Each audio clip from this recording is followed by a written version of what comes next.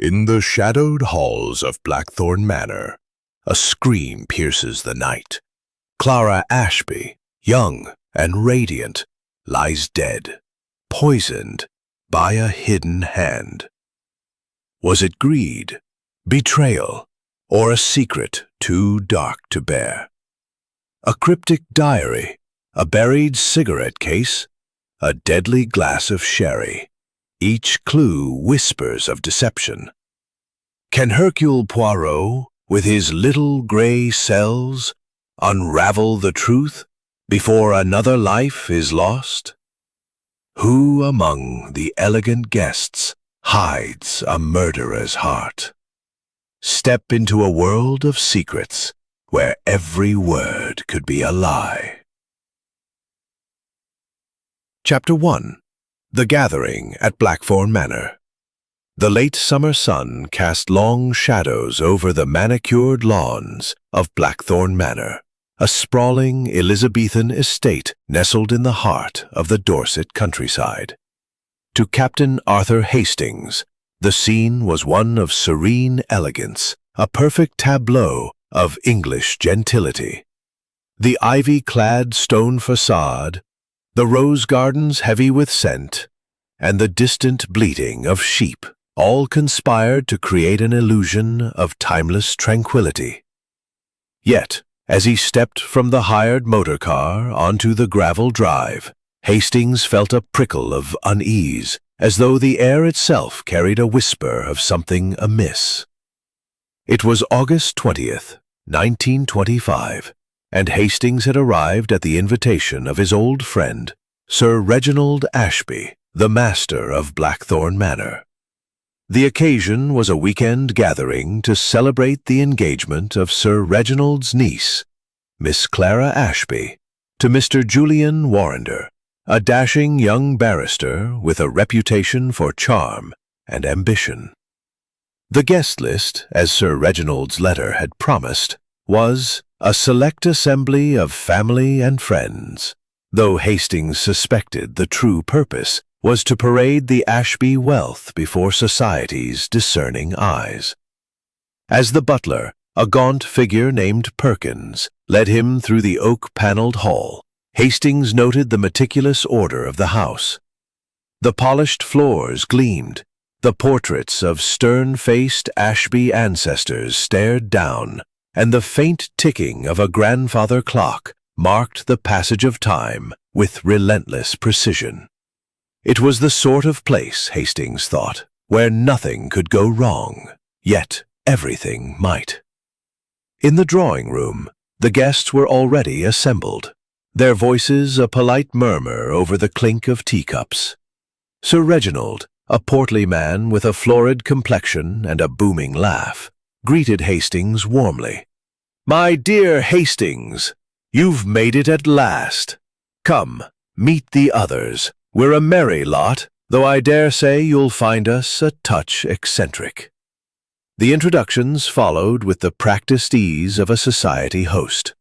"Clara Man," he replied, "though I am here for pleasure, not business." Others were less familiar, but no less striking. Mrs. Evelyn Warrender, Julian's widowed mother, sat ramrod straight, her black morning dress a stark contrast to her pale, almost translucent skin. Her eyes, however, were keen, missing nothing. Miss Beatrice Langley, Clara's childhood friend, was a vivacious blonde with a laugh that seemed to dance on the edge of nervousness. Dr. Malcolm Fraser, the family physician, was a quiet, bespectacled man whose fingers twitched as if longing for a cigarette. Finally, there was Mr. Lionel Cresswell, Sir Reginald's solicitor, a wiry figure with a habit of adjusting his spectacles whenever conversation turned to money. The group was completed by Lady Margaret Ashby, Sir Reginald's sister, a formidable woman whose sharp tongue and sharper gaze dominated the room.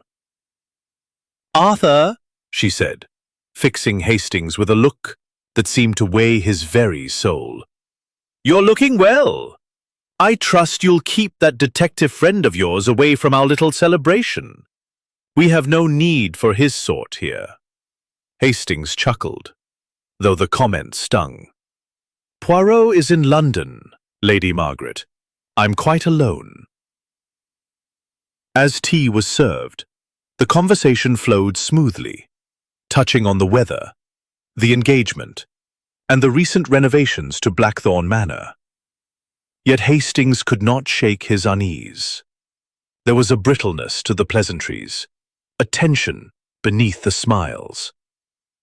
Clara, for all her radiance, seemed distracted, her fingers twisting a lace handkerchief. Julian's charm felt rehearsed, his glances toward his mother almost wary. And Mrs. Warrender herself sat in silence, her lips pressed into a thin line, as though guarding a secret. The clock struck 5, and Sir Reginald clapped his hands. "Let's take a turn in the gardens before dinner. The roses are splendid this year." The party rose, and as they filed out, Hastings lingered, his eye caught by a small detail: a silver cigarette case on the side table, engraved with the initials J.W. It was out of place, its lid slightly ajar, revealing a single cigarette inside. Odd, he thought, for no one had smoked during tea. Dinner that evening was a grand affair, served in the candlelit dining room. The table glittered with crystal and silver, and the conversation sparkled with equal polish. Sir Reginald regaled them with tales of his youth, while Lady Margaret quizzed Julian on his prospects. Beatrice flirted lightly with Dr. Fraser, who blushed beneath his spectacles. Froze, glasses suspended, faces pale. Perkins, the butler, appeared at the door, his composure shaken. "Sir Reginald," he stammered. It's Miss Clara. She's collapsed." Hastings was on his feet in an instant, following Sir Reginald and the others to the library. There, sprawled on the Persian rug, lay Clara Ashby, her auburn hair fanned out like a halo. Her eyes were closed, her chest still. Dr. Fraser knelt beside her, his fingers searching for a pulse. "She's gone," he whispered, his voice hollow. "Poison, I suspect. There's a faint smell of almonds." The room erupted in gasps and cries. Julian Warrender clutched the doorframe, his face ashen. Mrs. Warrender's hand flew to her mouth, though her eyes remained dry. Lady Margaret's voice cut through the chaos. "This is no accident. Someone in this house is a murderer." Hastings stood frozen, his mind racing. The serene elegance of Blackthorn Manor had vanished, replaced by a chilling certainty. A crime had been committed, and the truth lay hidden among the polished surfaces and polite smiles. He thought of Poirot, far away in London, and wished fervently for his friend's sharp mind. For in that moment, Hastings knew, only Hercule Poirot could unravel the secrets of Blackthorn Manor. Chapter 2. The Arrival of Hercule Poirot. The morning after Clara Ashby's death dawned grey and heavy, the Dorset sky cloaked in clouds that mirrored the gloom within Blackthorn Manor. Captain Hastings stood at the window of the morning room, his reflection blurred in the rain-streaked glass. The events of the previous night replayed in his mind. Clara's lifeless form on the library rug, the faint, bitter almond scent, and the shocked faces of the guests, each one a potential suspect. Sleep had eluded him, and the house, once so welcoming, now felt like a labyrinth of secrets. The police had arrived shortly after the tragedy, led by Inspector Grayson, a dour man with a penchant for barking orders. His men had cordoned off the library, questioned the guests, and taken Dr. Fraser's preliminary report with grim nods. Poison, likely cyanide, had been confirmed, though how it was administered remained a mystery. No glass or vial had been found near Clara's body, and the dinner had been shared by all without incident. Inspector Grayson had muttered about a clear case of foul play, but seemed at a loss for where to begin. Hastings, however, had not hesitated.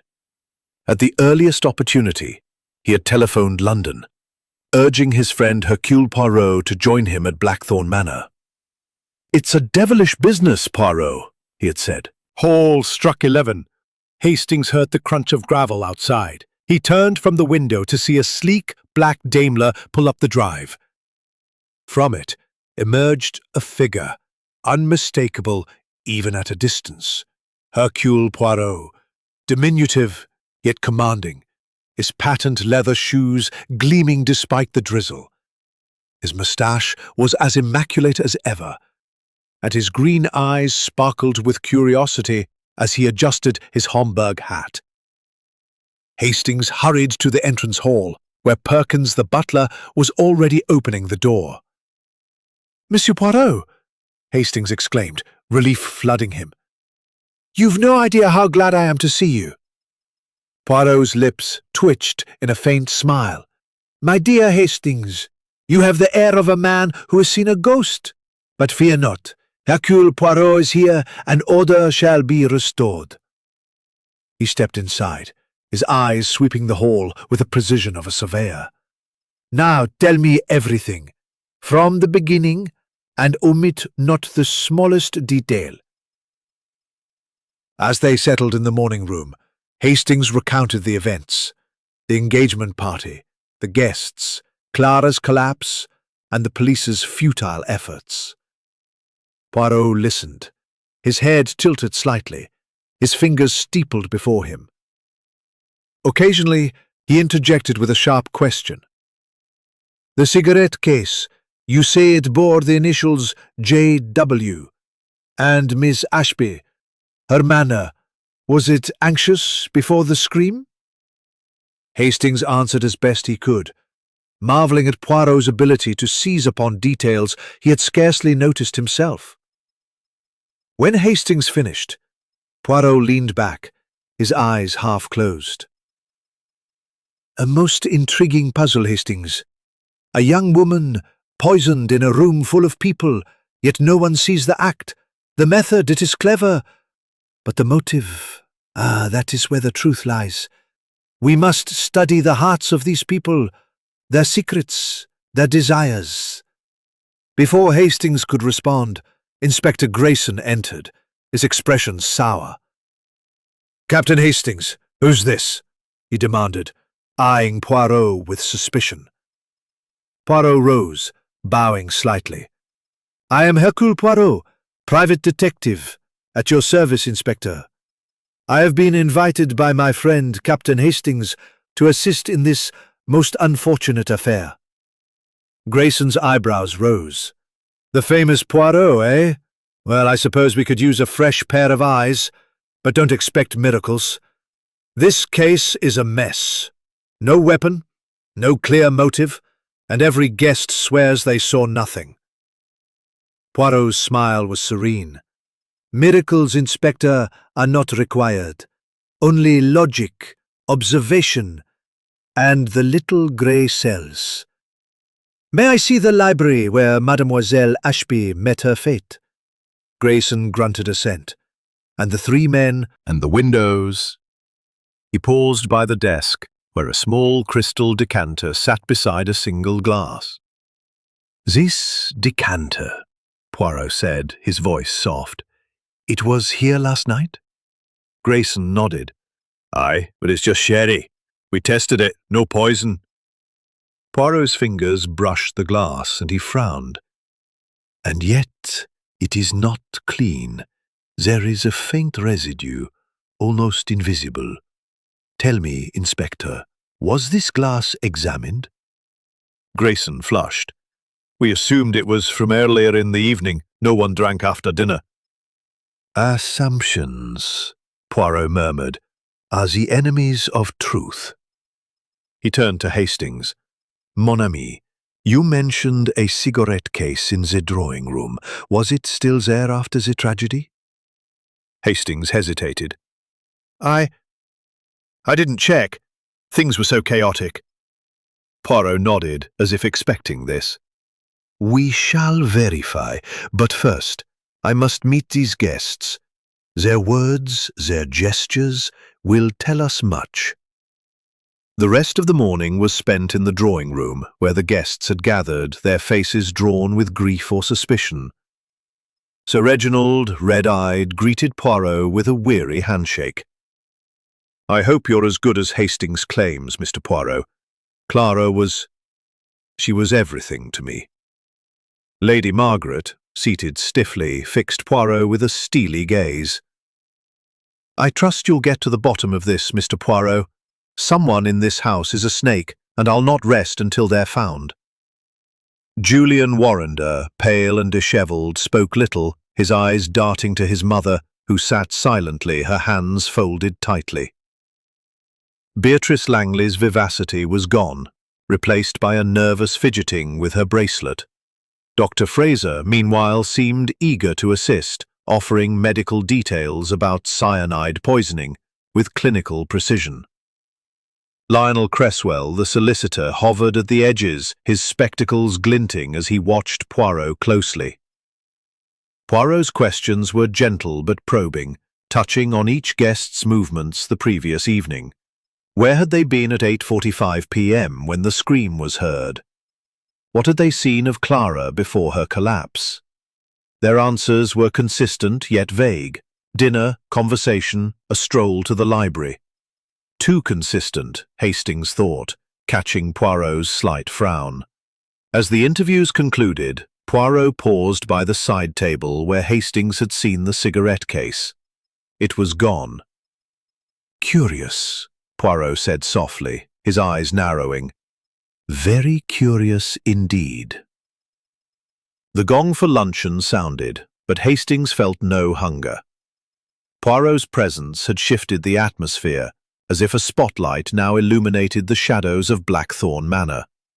The detective's calm assurance was a balm, yet Hastings knew that beneath it lay a relentless mind, ceased by the afternoon, leaving Blackthorn Manor bathed in a pale, watery light that did little to lift the oppressive mood.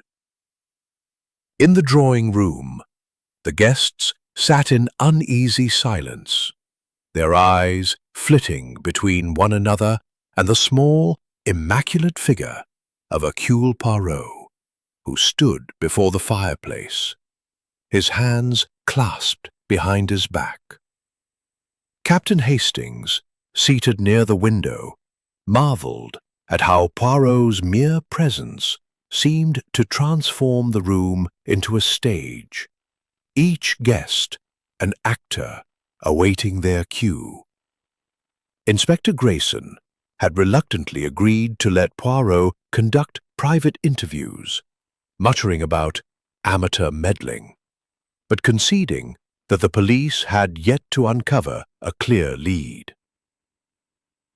The library remained sealed, and the coroner's report was still hours away. Poirot, however, wasted no time. "Mes amis," he began, his voice smooth as polished oak, "a crime has been committed, and the truth lies not in haste, but in precision. I shall speak with each of you alone, and I ask that you be truthful. The smallest detail may be the key to justice for Mademoiselle Clara." Hastings watched as the guests exchanged glances, some wary, others defiant. Sir Reginald, his face sagging with grief, was the first to be summoned. Poirot led him to the study, a small room adjacent to the drawing room, its walls lined with hunting trophies and legal tomes. Hastings followed, invited by Poirot to take notes, though he suspected his friend valued his presence more for moral support than secretarial skill. Sir Reginald sank into a leather chair, his hands trembling. "Mr. Poirot, I don't know what to say. Clara was like a daughter to me. Who could do such a thing?" Poirot's green eyes were steady, almost hypnotic. "Sir Reginald, let us begin with the evening. You toasted the engagement at precisely 8:30 p.m., yes? And then the scream at 8:45. Where were you in those 15 minutes? Sir Reginald frowned, as if the question surprised him. I was in the dining room, finishing my wine. I'd stepped to the sideboard to pour another glass when I heard the scream. Everyone rushed to the library." Poirot nodded, his fingers brushing his mustache. "And Mademoiselle Clara, her manner during dinner, was it as usual?" "She was quiet," Sir Reginald admitted. Next came Lady Margaret, her posture rigid, her lips pursed, as if daring Poirot to find fault. "Mr. Poirot," she began before he could speak, "I'll not waste your time with nonsense. Clara was poisoned, and I suspect that solicitor, Cresswell. He's been poking into the family's affairs for months, muttering about trusts and inheritances. Clara stood to inherit a tidy sum, you know." Poirot's eyebrows rose. "Indeed, and this inheritance, it was common knowledge?" Lady Margaret hesitated, her fingers tightening on her fan. "Not precisely, but Cresswell knew, and Julian, of course. Clara was open with him." "And your movements, Lady Margaret, after the toast?" "I was in the drawing-room, speaking with Beatrice Langley. That girl's a chatterbox, but harmless. We heard the scream and ran to the library together." Poirot thanked her, and as she left, Hastings whispered, "She's awfully quick to point fingers at Cresswell." Poirot smiled faintly. "The quick accusation, Hastings, often conceals as much as it reveals." The interviews continued, each guest offering a piece of the puzzle, yet none fitting perfectly. Julian Warrender claimed he had been in the hall speaking with Perkins about the wine cellar when the scream rang out. His voice shook as he spoke of Clara, but his eyes were guarded, as if weighing every word. Mrs. Evelyn Warrender, his mother, was even more reserved, stating she had remained in the dining room, adjusting her shawl, and had seen nothing unusual. Her cold demeanour unsettled Hastings, who wondered what lay behind her impenetrable facade. Beatrice Langley, by contrast, was a torrent of words, her hands fluttering as she described her shock. "I was with Lady Margaret, just as she said. Oh, Mr. Poirot, it's too awful. Clara was my dearest friend. We grew up together, you know, like sisters." Yet her tears seemed to dry quickly, and Hastings noticed her glance toward Julian as she left the room. Dr. Malcolm Fraser, the physician, was precise but nervous, his fingers tapping a rhythm on his knee. "I was in the dining room, near the window," he said. "I'd stepped away to check my watch. 8:40, I believe. Cyanide acts quickly, Mr. Poirot. Clara must have ingested it moments before she fell." Poirot's eyes narrowed. "And this smell of almonds, Doctor, you detected it at once?" Fraser nodded. "It's unmistakable. Though I couldn't say how it was administered. No glass or food was near her." Finally, Lionel Cresswell, the solicitor, entered, his spectacles glinting in the dim light. He spoke with measured calm, confirming he had been in the drawing-room, reviewing papers in a corner. "I deal in facts, Mr. Poirot," he said. "Clara's inheritance was substantial, but I had no personal stake in it. My role was purely professional." Poirot leaned forward. "Mademoiselle Clara's fortune." Cresswell's lips twitched as if suppressing a smile. "Wealth always breeds envy, Mr. Poirot, but I name no names."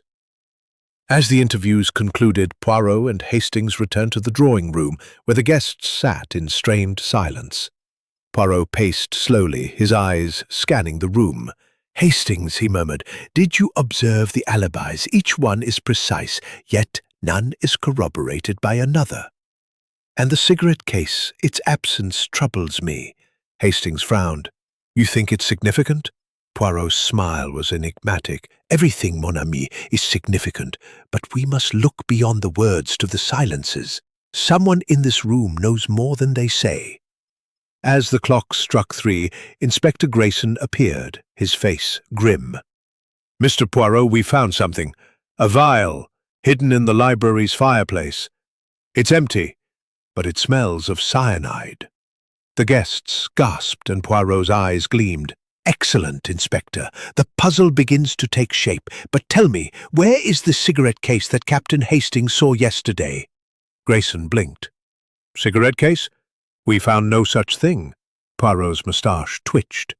"Then, mes amis, we have another mystery within the mystery, and Hercule Poirot shall solve them both." Chapter 4. The Red Herrings. The afternoon light filtered through the tall windows of Blackthorn Manor, casting a lattice of shadows across the drawing room where the guests had reassembled after luncheon.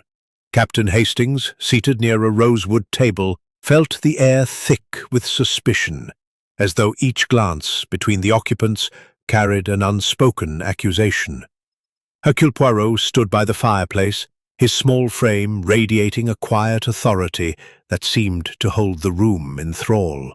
His green eyes, sharp as cut emeralds, moved from face to face, and Hastings knew his friend was already sifting through the tangle of truths and lies. Inspector Grayson's discovery of the cyanide vial in the library fireplace had sent a ripple of unease through the group. The inspector, emboldened by the find, had declared it a breakthrough, but Poirot's expression suggested otherwise. "A vial, empty and conveniently placed," he had murmured to Hastings, "is like a signpost pointing in the wrong direction. We must tread carefully, mon ami." Now, as the guests awaited further developments, Poirot addressed them with his characteristic calm. "Mesdames et messieurs, the discovery of this vial is significant, but it is not the end of our inquiry. I ask you to reflect. Who among you might have had access to the library before or after the tragedy? And where, I wonder, is the cigarette case that Captain Hastings observed yesterday?" The mention of the cigarette case caused a stir. Julian Warrender's head snapped up, his face paling. "Cigarette case? You mean mine?" Misplaced, Monsieur Warrender. And yet it was seen in this very room, engraved with the initials J.W. Tell me, when did you last see it?" Julian hesitated, his fingers drumming on his knee. "Before dinner, I think.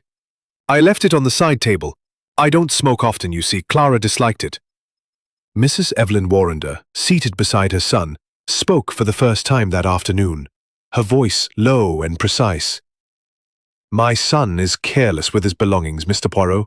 Surely a lost trinket is no matter in the face of murder." Poirot inclined his head. "Perhaps, madame, but in a crime such as this, every detail matters. Let us turn to another matter, the movements of each of you at 8:45 p.m. when the scream was heard." Inspector Grayson, standing by the door, produced a notebook. "We've got their statements, Mr. Poirot, all accounted for, though none saw Miss Ashby enter the library alone." Poirot's eyes gleamed. "And yet she was there, and she was poisoned. Let us examine the timeline. Dinner ended at 8:30 with Sir Reginald's toast. By 8:45, Mademoiselle Clara is dead. In those 15 minutes, someone acted with precision. Inspector, have you questioned the staff?" Grayson nodded. "Perkins, the butler, was in the hall preparing the wine cellar keys for Mr. Warrender. The maids were in the kitchen cleaning up. No one saw anything unusual. Poirot turned to the group. And yet, someone here knows more.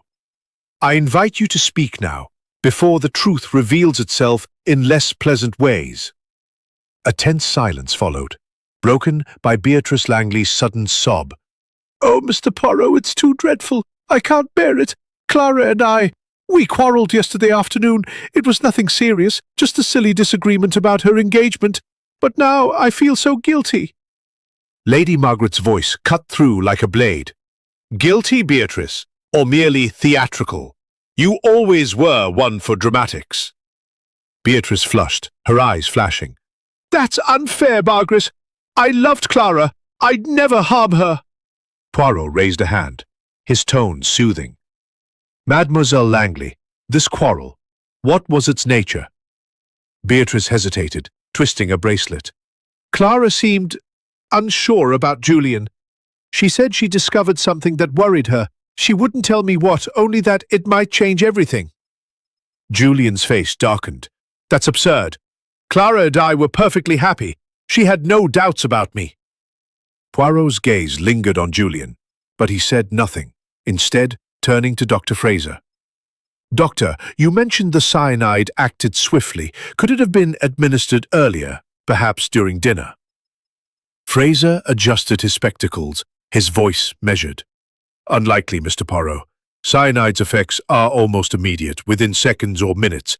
She'd have collapsed at the table if it were in her food. This one in the fireplace, discovered hours later. Most curious. Hastings watched as Poirot's questions stirred unease. The guests' alibis, so neatly aligned, began to feel like a carefully rehearsed performance. Sir Reginald, mopping his brow, insisted he'd been at the sideboard. Lady Margaret and Beatrice claimed to have been together in the drawing room. Mrs. Warrender's solitary moment with her shawl seemed oddly convenient, and Lionel Cresswell's quiet corner with his papers felt too detached. Even Perkins, the butler, had been alone in the hall, a fact that Poirot noted with a raised eyebrow. As the discussion continued, Hastings's attention was drawn to a small detail. Mrs. Warrender's hands, usually so still, were now clasped tightly, her knuckles white. He leaned toward Poirot and whispered, "She's nervous, Poirot. Look at her hands." Poirot nodded imperceptibly. "Bon, Hastings, you begin to observe. But it is not only the hands we must watch, it is the silences." The interview was interrupted by a commotion at the door. A constable entered, holding a small object wrapped in cloth. "Inspector," he said, "we found this in the garden near the library window. It was buried under some leaves." Grayson unwrapped it to reveal the silver cigarette case, its JW initials gleaming. Julian leapt to his feet. "That's mine, but I swear I didn't leave it there." Poirot examined the case, his fingers tracing its surface. "And yet, monsieur, here it is, far from the drawing room. Tell me, does anyone else use this case?" Julian shook his head, his voice tight. "No, it was a gift from Clara. I kept it close." Poirot's eyes narrowed. "Then its journey to the garden is most revealing. Inspector, have it examined for fingerprints and traces of any substance." Grayson bristled, but nodded. The room erupted in murmurs, with Lady Margaret muttering about careless young men and Beatrice stifling another sob. Hastings felt a chill, sensing that the cigarette case was more than a red herring. It was a thread in the tapestry of the crime. As the guests dispersed for tea, Poirot drew Hastings aside. "Mon ami, the case, the vial, the quarrel. These are distractions, but they point to a deeper truth. Someone has been very clever, but not clever enough. We must look to the library again, and to the heart of Mademoiselle Clara's fears." Hastings frowned. You think Beatrice's story about Clara's doubts is true? Poirot's smile was enigmatic. Truth, Hastings, is like a diamond, flawed but brilliant when cut correctly. We shall see. The gong for Poirot's little grey cells could pierce its secrets. Chapter 5. A Clue in Detail. The late afternoon sun cast a golden glow over Blackthorn Manor, but within its walls the atmosphere remained heavy with suspicion and dread. Captain Hastings sat in the morning room, his notebook open though his pen had scarcely moved. The events of the day, the cyanide vial, the reappearance of Julian Warrender's cigarette case, and the uneasy alibis of the guests swirled in his mind like leaves in a storm. Only the presence of Hercule Poirot, now pacing the room with the precision of a metronome, offered any hope of clarity. Poirot had insisted on returning to the library, the scene of Clara Ashby's death, after the discovery of the cigarette case in the garden. Inspector Grayson, though sceptical, had allowed it, muttering about fanciful detectives as he followed. Now, as the three men stood in the library, Poirot's eyes roamed the room with an intensity that made Hastings feel as though the very walls might confess. The library was unchanged since the night of the murder. The Persian rug bore faint traces of Clara's fall, the mahogany desk held its crystal decanter and glass, and the bookshelves loomed like silent witnesses. Poirot moved to the fireplace, where the cyanide vial had been found, his fingers brushing the stone mantel. "This vial," he murmured, "placed so conveniently in the ashes. It is too perfect, n'est-ce pas?" Grayson shrugged. "It's evidence, Mr. Poirot, likely dropped by the killer in a panic." Poirot's smile was faint. "Panic, Inspector? No, this crime was not the work of panic. It was calculated, precise. The vial is a distraction, but the truth, it lies elsewhere." Hastings watched as Poirot's gaze settled on the desk, specifically the single glass beside the decanter. He lifted it, tilting it to catch the light.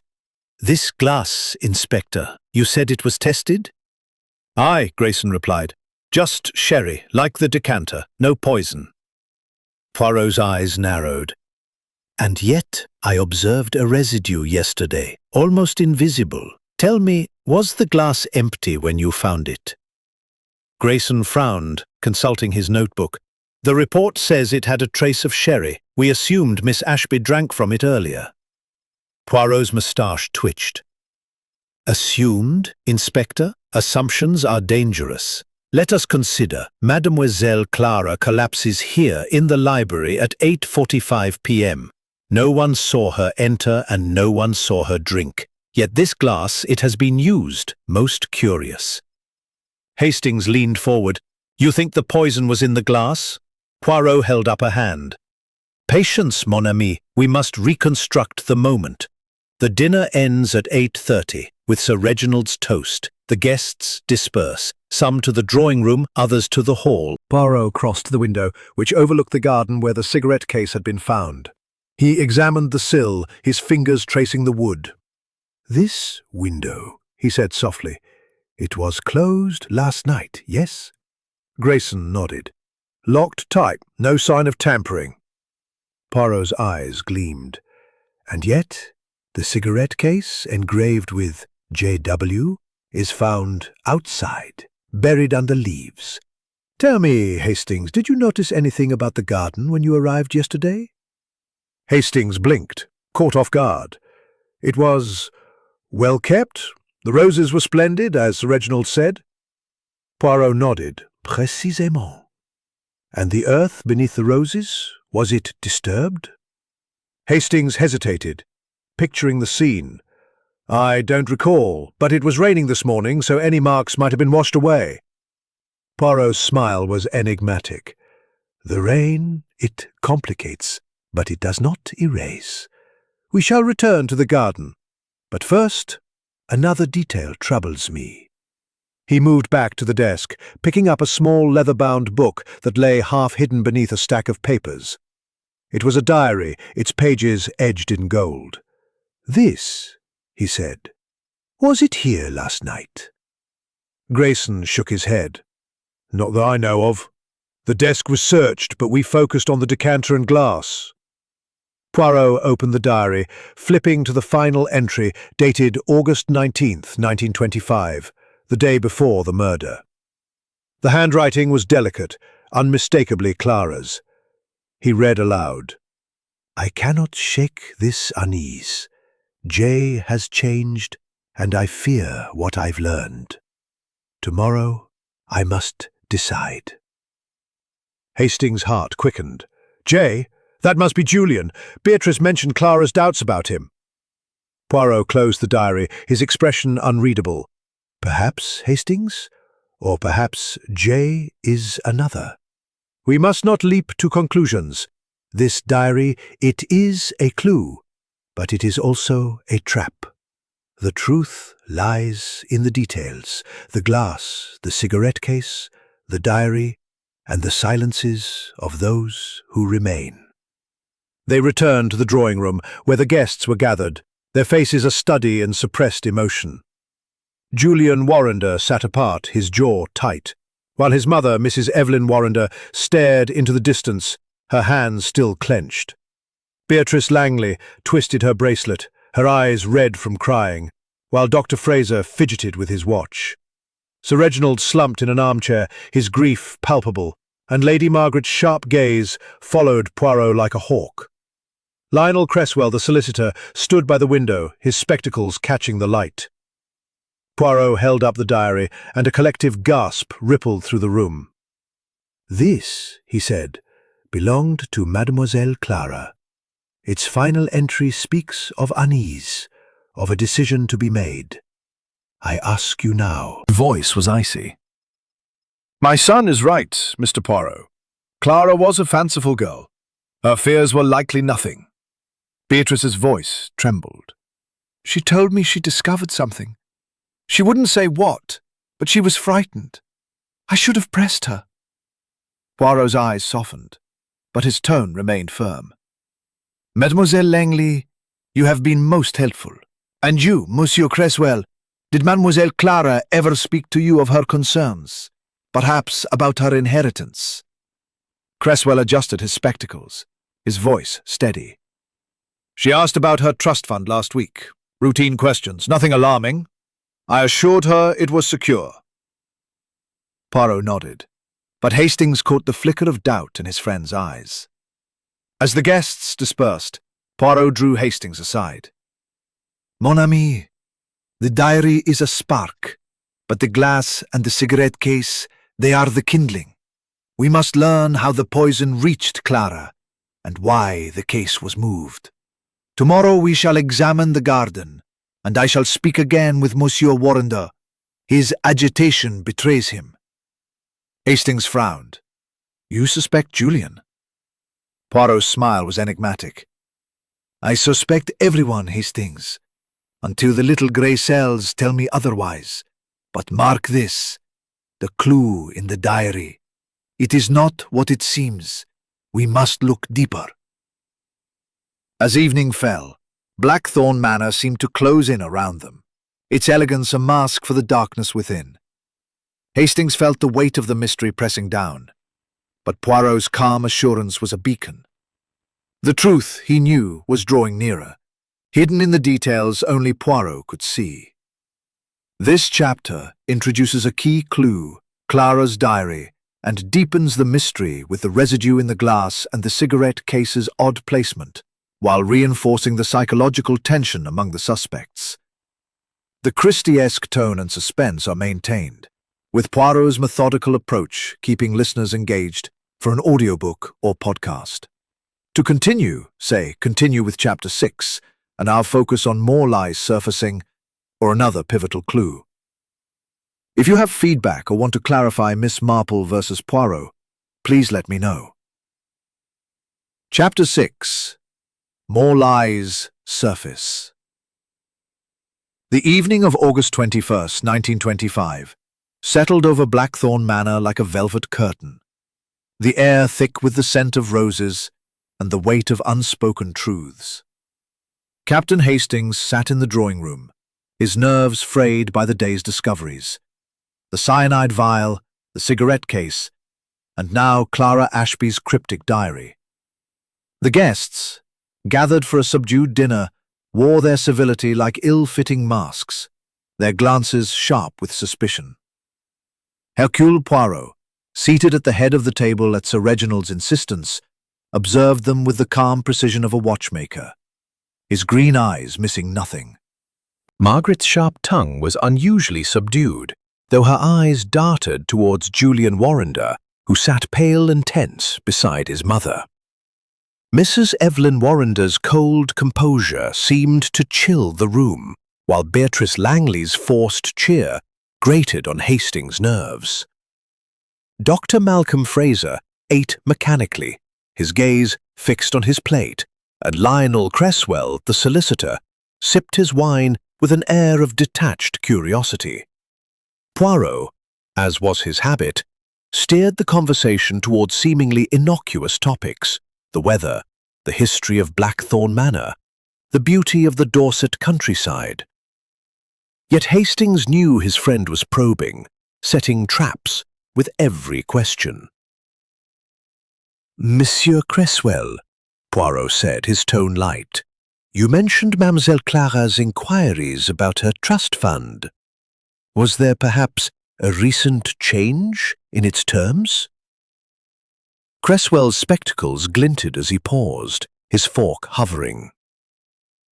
"No significant changes, Mr. Poirot. The trust was established by her late father, to be released upon her marriage or her 25th birthday, whichever came first. She was due to receive it next month." A murmur rippled through the table. Lady Margaret's voice was sharp. "Next month? I wasn't aware it was so soon. Clara never mentioned it." Sir Reginald frowned. "Nor to me. Lionel, why was I not informed?" Cresswell adjusted his spectacles, his voice steady. "It was a private matter, Sir Reginald. Clara wished it kept confidential, even from family." Julian's glass clinked against the table, drawing eyes. "Confidential?" he said, his voice tight. "She told me nothing of this. Surely, as her fiancé, I should have known." Mrs. Warrender's hand touched her son's arm, a gesture both restraining and protective. "Clara was a private girl, Julian. It's no surprise she kept such matters to herself." Poirot's moustache twitched. "And yet, madame, her diaries suggest she was troubled. This J she mentions, could it refer to another matter? Perhaps a financial concern?" Julian's face reddened. "I've told you, Mr. Poirot, I know nothing of her fears. If she was worried, it wasn't about me."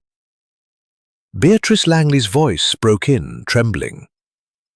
"She was upset, Julian. I told Mr. Poirot about our quarrel. She said she'd learned something that changed everything. I think it was about you." The table fell silent, the air crackling with tension. Julian's chair scraped as he stood, his eyes blazing. "That's a lie, Beatrice. You've always been jealous of Clara, her beauty, her prospects. You're trying to pin this on me." Beatrice gasped, a hand flying to her throat. The dark they harm more than they illuminate.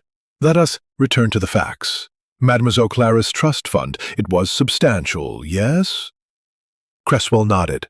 Quite substantial. Several £1,000s, investments, and a share of the Ashby estate. Sir Reginald's voice was hoarse. "And who inherits it now, Lionel, with Clara gone?" Cresswell hesitated, his eyes flickering toward Lady Margaret. "The terms are complex, Sir Reginald. In the event of Clara's death before marriage or her 25th birthday, the trust reverts to the estate to be distributed among the remaining heirs." Lady Margaret's eyes narrowed. "Which means you, Reginald, and me, I suppose." Poirot's gaze sharpened. "And others, perhaps? Were there provisions for, say, Monsieur Warrender as her fiancé? Julian shook his head vehemently. I knew nothing of her money. I loved Clara, not her fortune. Mrs. Warrender's voice was icy. My son is no fortune hunter, Mr. Poirot. I suggest you look elsewhere for your murderer. Poirot inclined his head, unruffled. I look everywhere, madame, and I see much. For example, I see that Mademoiselle Clara's diary was not on the desk when the police first searched the library. Yet it appeared later. Who placed it there, I wonder? The question hung in the air unanswered. Hastings, watching closely, noticed Dr. Fraser's fingers tighten around his fork, a fleeting gesture that vanished as quickly as it appeared. Beatrice's eyes darted toward the door, and Cresswell's spectacles slipped slightly, requiring adjustment. Even Perkins, the butler who had entered to clear the plates, paused, his face impassive, but his hands unsteady. After dinner, Poirot drew Hastings into the morning room, away from prying ears. Mon ami, he said, his voice low, the lies multiply. The trust fund, the diary, the quarrel, these are threads in a tapestry of deceit. But it is the silences that speak loudest. Did you observe Dr. Fraser's unease? Hastings nodded. He seemed nervous when you mentioned the diary. And Beatrice, she's hiding something about that quarrel. Poirot's eyes gleamed. Précisément. And Monsieur Cresswell, he knows more about the trust than he admits. But it is Madame Warrender who intrigues me most. Her composure, it is too perfect, like a mask. We must watch her closely. Hastings frowned. What about the diary? Do you think it was planted? Poirot's smile was enigmatic. It is possible, Hastings, but if so, it was planted to mislead. The clue lies not in what it says, but in why it was placed. Tomorrow we shall return to the garden where the cigarette case was found. The earth, it may yet tell us something. As they rejoined the guests, Hastings felt the weight of the mystery deepen. The revelation of Clara's trust fund had exposed new motives, greed, envy, betrayal, while the diaries appeared. Blackthorn Manor, with its polished surfaces and hidden feuds, seemed to pulse with secrets, and Hastings knew that only Poirot's relentless logic could unravel them. Chapter 7. The Emotional Turning Point. The morning of August 22nd, 1925, broke with a fragile clarity, the Dorset sky washed clean by the previous day's rain. Blackthorn Manor, however, remained cloaked in a gloom that no sunlight could dispel. Captain Hastings stood in the morning room, his nerves taut as a bowstring, replaying the revelations of the previous evening. Clara Ashby's substantial trust fund, the cryptic diary, and the heated accusations that had erupted at dinner. Each guest seemed to guard a secret, and the air crackled with unspoken resentments. Hercule Poirot, immaculate in his tailored suit, stood by the window, his eyes fixed on the garden beyond. The cigarette case, found buried under leaves near the library window, had been sent for fingerprint analysis, but Poirot had dismissed Inspector Grayson's enthusiasm with a wave of his hand. Fingerprints, they are useful, but they do not think, Inspector. The little grey cells, they see what fingers cannot. Now, as the guests gathered in the drawing room for another round of questioning, Hastings sensed a shift in the atmosphere. The strain of Clara's murder, compounded by Poirot's relentless probing, had frayed tempers to the breaking point. Sir Reginald's grief had turned to a weary resignation. Lady Margaret's sharp tongue was laced with venom, and Julian Warrender's charm had given way to a sullen defensiveness. Mrs. Evelyn Warrender remained an enigma, her icy composure unshaken, while Lionel Cresswell's calm detachment seemed almost calculated. Dr. Malcolm Fraser fidgeted incessantly, and Beatrice Langley's nervous energy filled the room like static. Poirot began with his usual calm, his voice a soothing contrast to the tension. Mesdames et messieurs, we are close to the truth, but it hides behind a veil of half-truths. Yesterday, we learned of Mademoiselle Clara's trust fund and her fears, recorded in her diary. I ask you now, who among you knew of her doubts, and what did she fear? The question hung in the air, and for a moment, silence reigned. Then, Beatrice Langley, her face pale and her hands trembling, stood abruptly, her bracelet clattering to the floor. I can't bear it any longer, she cried, her voice breaking. I've been keeping something back, Mr. Poirot, and it's tearing me apart. Clara, she told me something terrible, something I swore I'd never repeat. The room froze, every eye on Beatrice. Julian's face Was different. She said she'd overheard a conversation.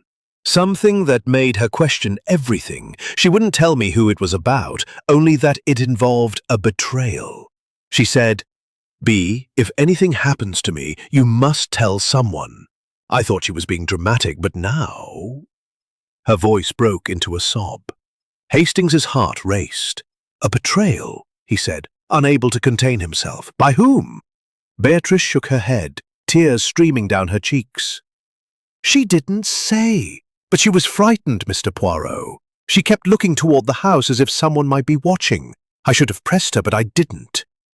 Lady Margaret's voice was scathing. Really, Beatrice, this is theatrical nonsense. Clara was prone to flights of fancy. You're making a spectacle of yourself. Sir Reginald's voice trembled with anger. Margaret, enough. If Clara was afraid, we must know why. Beatrice, if you're holding anything back, speak now. Poirot raised a hand, his tone firm but kind. Mademoiselle Langley, this conversation Clara overheard. When did it take place, and where? Beatrice wiped her eyes. It was that morning, she said, in the library.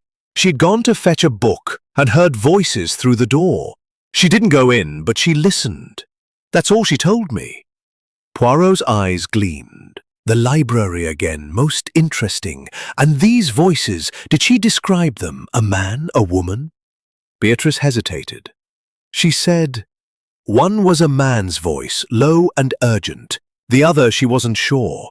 It might have been a woman, but she couldn't tell. Oh, Mr. Poirot, I feel so guilty for not taking her seriously. Poirot nodded, his gaze sweeping the room. You have done well to speak, mademoiselle. This is a piece of the puzzle, and it fits with others. He turned to Julian. Monsieur Warrender, you were in the library that morning, were you not? You mentioned discussing the wine cellar with Perkins. Julian's jaw tightened. I was, but only briefly. Perkins was showing me the inventory. No one else was there. Poirot's smile was enigmatic. And yet voices were heard. Curious, no? He turned to Dr. Fraser. Doctor, you are familiar with the library. Did you visit it that morning? Fraser's fingers twitched, his voice unsteady. I may have. I often browse Sir Reginald's medical journals, but I don't recall any conversation. Poirot's gaze lingered on Fraser, then shifted to Mrs. Warrender. And you, madame? Your son is implicated by this diary, this cigarette case. Have you anything to add? Mrs. Warrender's eyes were cold as steel. My son is innocent, Mr. Poirot. I was in my room that morning, resting. I heard nothing, saw nothing. Hastings watched closely, noting the subtle reactions. Cresswell's slight frown, Lady Margaret's pursed lips, Sir Reg ripples through the group. Beatrice's revelation had cracked the facade of civility, exposing raw emotions and hidden fears. As the guests dispersed, Poirot drew Hastings aside, his voice low. Mon ami, Mademoiselle Langley's confession is a turning point, but it is not the whole truth.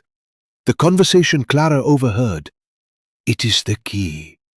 We must return to the library and the garden. The cigarette case, the diary, the voices, they are connected. but not as they appear. Hastings frowned. You think Beatrice is lying? Poirot's eyes twinkled. Not lying, perhaps, but holding back. Fear, guilt, loyalty, these cloud the truth. And Dr. Fraser, his nervousness grows. We must watch him closely.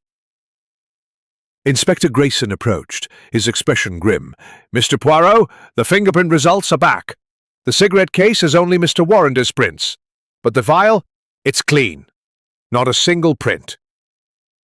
Poirot's moustache twitched. Clean? That, Inspector, is most revealing. A killer who wipes a vial but leaves a cigarette case buried. This is no ordinary mind. As the day drew to a close, Hastings felt the mystery tightening around them. Beatrice's emotional outburst had shed light on Clara's fears, but it had also deepened the shadows. Blackthorn Manor, with its secrets and lies, seemed to pulse with menace, and only Poirot's little grey cells could navigate its treacherous depths. Chapter 8. The Trap. The afternoon of August 22, 1925, hung heavy over Blackthorn Manor, the air thick with the promise of another storm.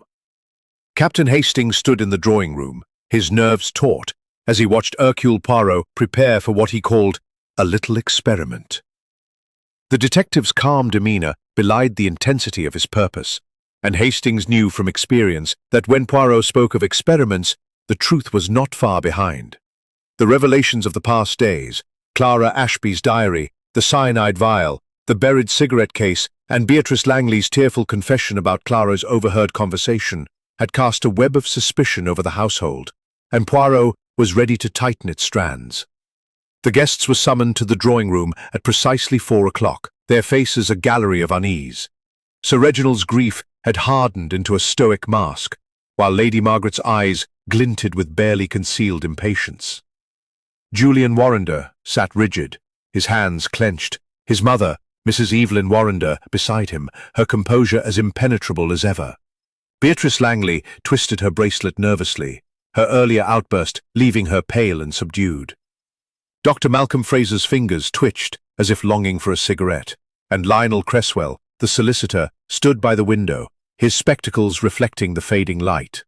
Even Perkins, the butler, lingered at the door, his impassive face betraying a flicker of curiosity.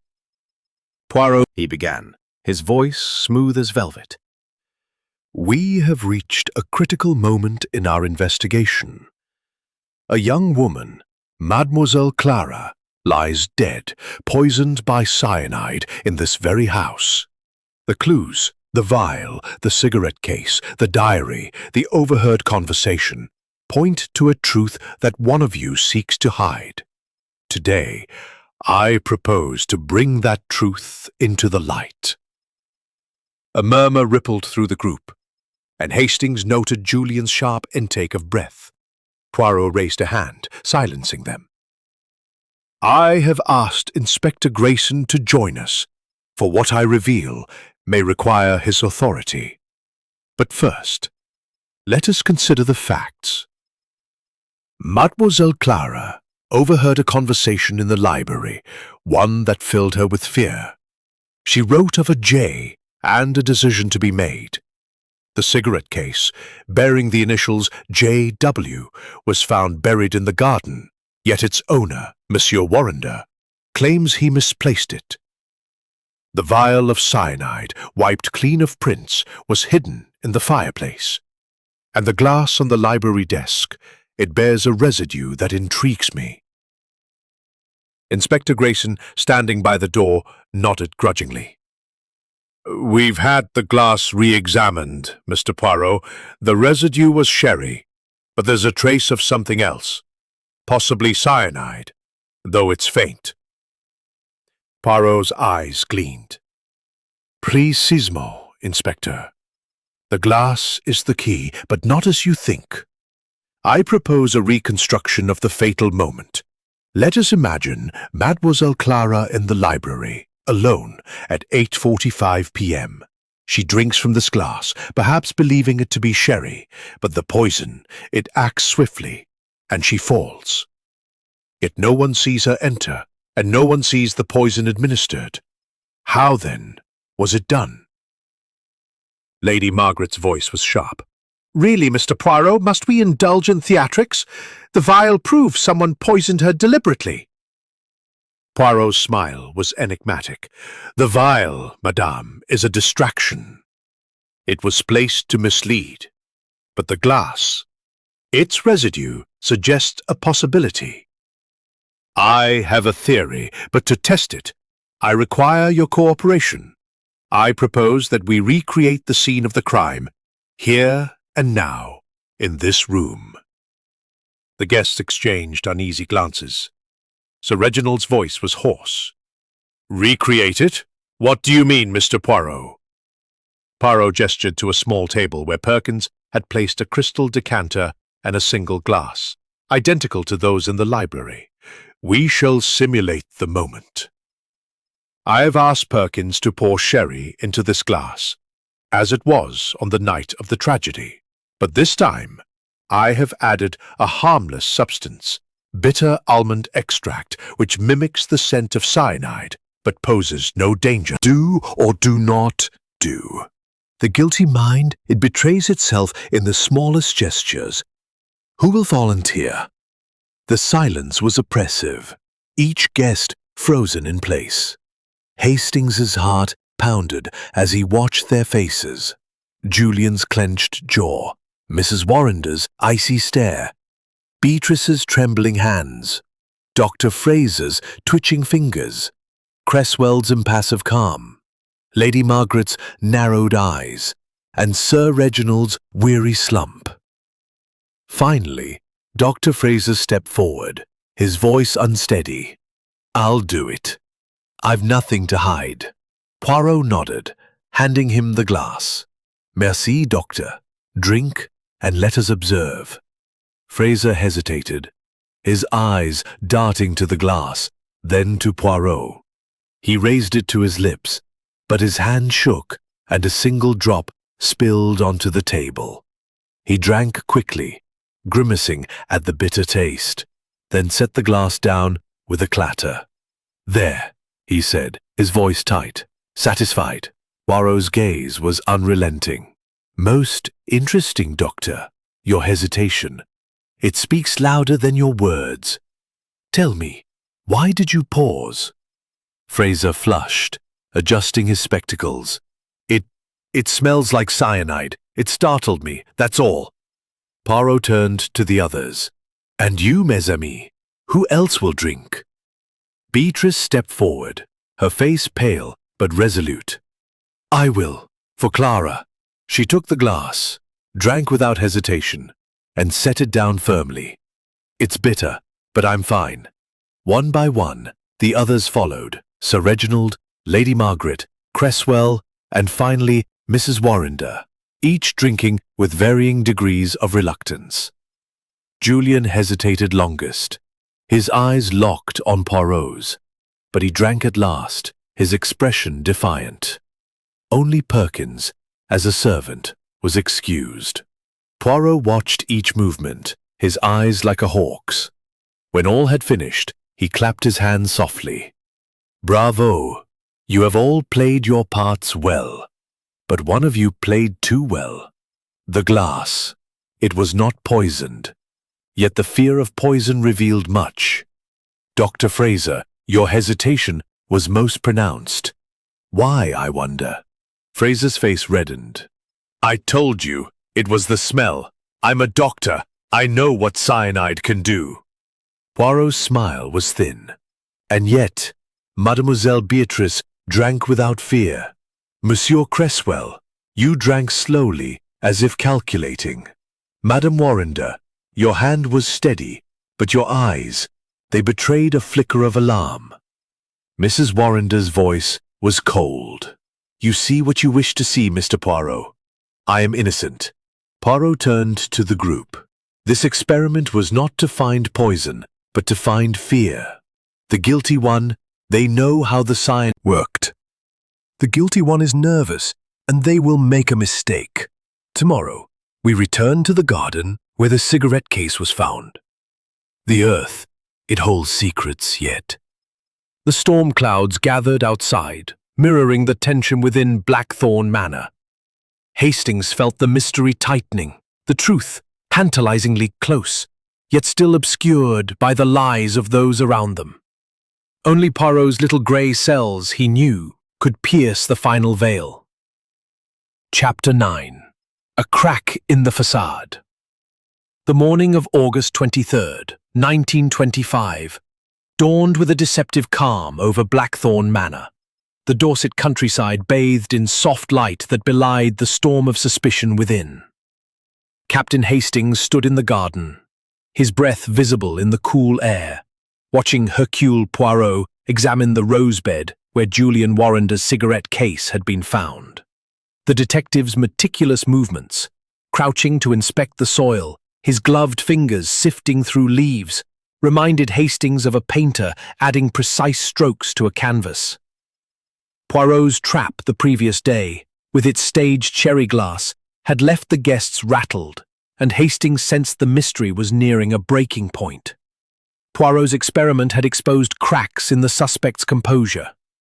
Dr. Fraser's hesitation, Mrs. Warrender's fleeting alarm, Julian's defiance. Yet the killer remained elusive, hidden behind alibis and half-truths.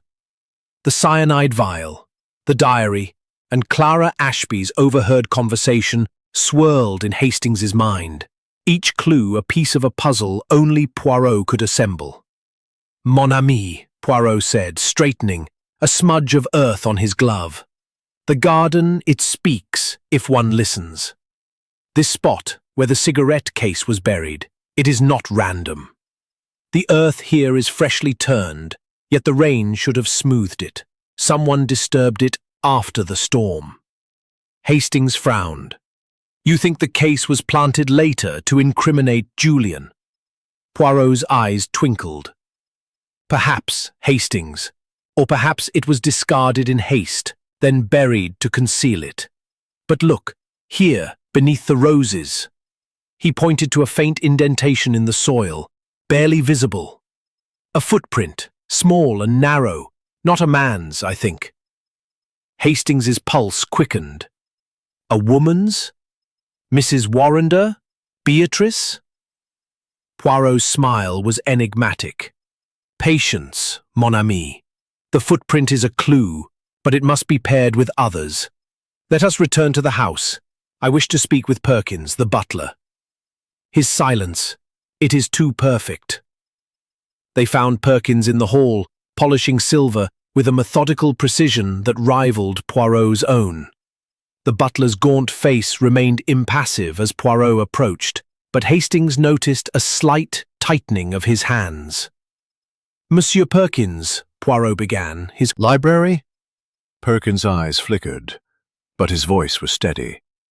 "No, sir. I was occupied with the keys. Mr. Warrender was with me until the scream, then we both ran to the library."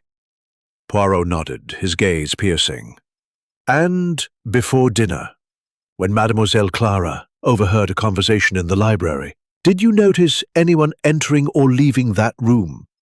Perkins hesitated, a rare crack in his composure. I recall Dr. Fraser going in that morning, sir. He often reads in the library, and Miss Langley was there earlier looking for a book. I can't say about conversations, though." Poirot's moustache twitched. "Merci, Perkins. Your memory is most helpful. One more question. The cigarette case, engraved with J.W. Did you see it in the drawing room after dinner?" Perkins shook his head. "No, sir. I cleared the room before dinner and noticed no such case." Poirot dismissed him with a nod, then turned to Hastings. "The butler. He sees much but says little. His hesitation, it is significant. Now let us gather the others. The time has come to press harder." The guests assembled in the drawing room, their faces drawn with fatigue and fear. Sir Reginald's shoulders slumped. Lady Margaret's eyes were sharp with suspicion, and Julian's hands trembled slightly. Mrs. Warrender sat like a statue, her gaze fixed on Poirot, while Beatrice's nervous energy seemed to fill the room. Dr. Fraser adjusted his spectacles repeatedly, and Lionel Cresswell stood apart, his expression unreadable. Poirot stood before them, his voice calm but commanding. Mesdames et messieurs, the truth draws near. The cigarette case found in the garden was not there by accident. A footprint, small and narrow, suggests a woman's presence. And the diary placed so conveniently on the desk, who moved it? I propose that one of you knows more than you have admitted. Beatrice's voice broke the silence, trembling with indignation. Are you accusing me, Mr. Poirot? I told you everything. Clara's fears, the conversation she overheard. I've nothing to hide. Poirot's eyes softened. Mademoiselle Langley, your candor is noted. But let us consider another detail. The glass in the library with its trace of cyanide. How did it come to hold poison? I've learned from the kitchen staff that the sherry decanter was refilled that afternoon, yet no one drank from it during dinner. Who then poured the fatal glass? Julian's face flushed. You keep circling back to me, Poirot. My cigarette case, my initials in her diary, it's all circumstantial. I loved Clara. Mrs. Warrender's voice was icy. My son is no murderer, Mr. Poirot. Your insinuations are tiresome. Poirot's gaze shifted to Dr. Fraser, whose fingers froze on his spectacles. Doctor was reading, as I often do. The decanter was always there, but I paid it no mind. Poirot nodded, then turned to Cresswell. Monsieur Cresswell, you knew of Mademoiselle Clara's trust fund. Did you, by chance, discuss it with anyone that morning in the library? Cresswell's spectacles glinted. No, Mr. Poirot. My discussions were with Sir Reginald in his study, not the library. The room fell silent, the weight of Poirot's questions pressing down. Then, unexpectedly, Sir Reginald spoke, his voice breaking. Enough of this, Mr. Poirot. I can't bear it. There's something you should know. Clara came to me that morning upset. She said she'd found a letter, something about the family, something that frightened her. She wouldn't show it to me, but she said it was hidden in the library. Hastings' heart raced. A letter? Why didn't you mention this before? Sir Reginald's eyes were wet. I thought it was nothing, a girl's fancy, but now I fear it cost her her life. Poirot's eyes gleamed. A letter, you say? Most significant. Inspector Grayson, I suggest a thorough search of the library. This letter, it may hold the key to Mademoiselle Clara's fears. As Grayson dispatched a constable to search, the guests exchanged uneasy glances. Hastings watched their reactions. Beatrice's wide eyes, Fraser's twitching fingers, Mrs. Warrender's tightened lips. The mention of a letter had shaken them, and Poirot's trap was closing. The detective leaned toward Hastings, whispering, Mon ami, the letter is the spark we needed. The killer, they will act now, and we shall be watching. The air in Blackthorn Manor seemed to hum with tension, the secrets of its inhabitants teetering on the edge of exposure.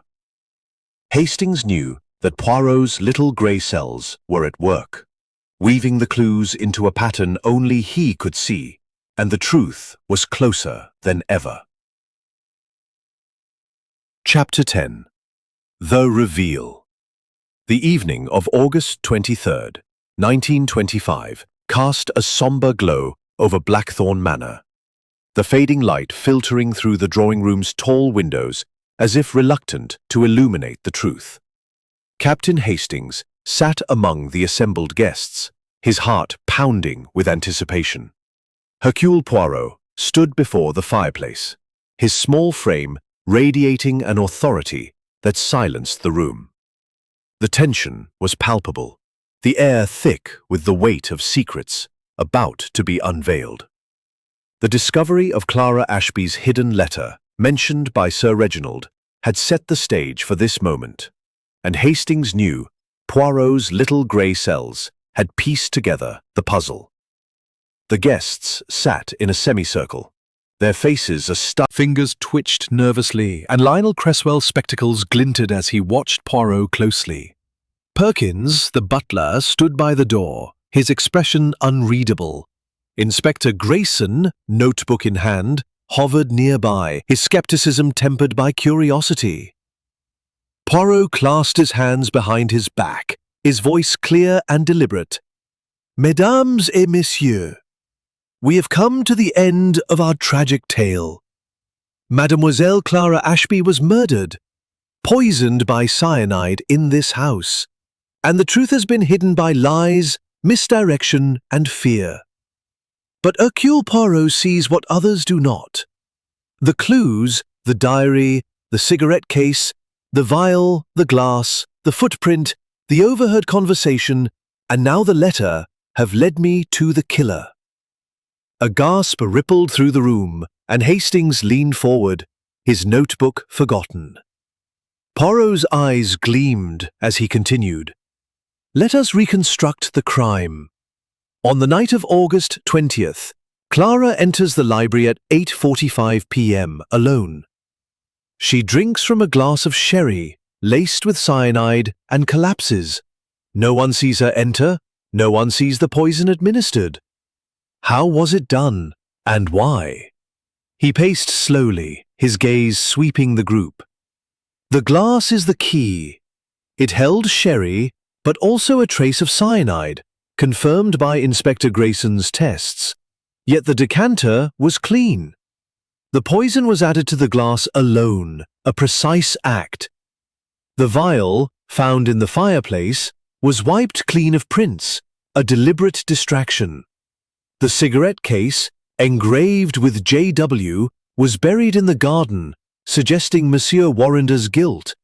But it, too, is a misdirection. Julian's voice was hoarse. I told you, I didn't kill her. I loved Clara. Poirot raised a hand. Patience, monsieur. Let us consider the diary, found on the library desk after the initial search. Its final entry speaks of J, and a decision, hinting at betrayal. Then, Mademoiselle Beatrice tells us of Clara's fear, an overheard conversation in the library. And Sir Reginald reveals a letter, hidden by Clara, which speaks of a family secret. These clues, they point to motive. Poirot turned to the garden. The footprint, small and narrow, found where the cigarette case was buried, suggests a woman's involvement. But whose? Madame Warrender? Mademoiselle Langley? Or another? Mrs. Warrender's voice was icy.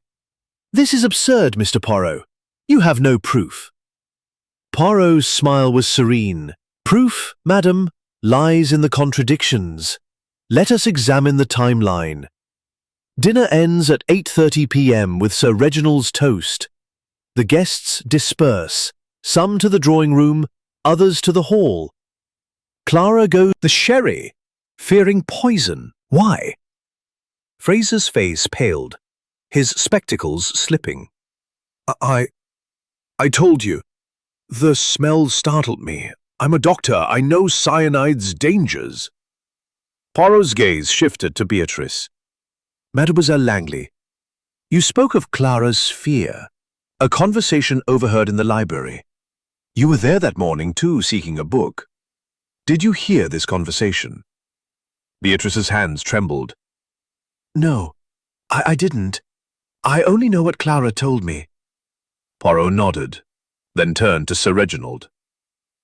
The letter, monsieur. You said Clara spoke of it that morning. We found it this afternoon, hidden in a hollowed-out book in the library. It was written by your late brother, Clara's father, confessing a secret, an affair that produced an illegitimate child, a child who stood to inherit part of the Ashby estate. Sir Reginald gasped. My brother? An affair? I knew nothing of this. Lady Margaret's voice was sharp. Preposterous! Our family has no such scandal. Poirot's eyes gleamed. But it does, madam. And Clara, she discovered this letter. It threatened the inheritance, the estate's division. Someone knew she had found it, and they feared her decision to reveal it or protect it. He turned to Mrs. Warrender. Madam, you are the key. The letter names you as the mother of this child. Julian, your son, is Clara's half-brother. Clara, learning this, was torn. Marriage to Julian would be impossible, scandalous. You knew she had the letter, and you feared her choice. Mrs. Warrender's composure cracked, her eyes blazing. This is outrageous. I am no murderer. Poirot's voice was relentless. You were in the dining room after the toast, alone, adjusting your shawl. A perfect moment to slip into the library. You knew Clara would go there, seeking the letter to confront Julian. You laced the glass with cyanide, obtained from Dr. Fraser's medical supplies, to which you had access during a recent visit to his office. The cigarette case you took from Julian and buried it to cast suspicion on him, protecting yourself. The footprint, it is yours. Small, narrow, a woman's. Julian leapt to his feet. Mother, tell him it's not true. Mrs. Warrender's face crumpled, and for the first time, tears glistened in her eyes.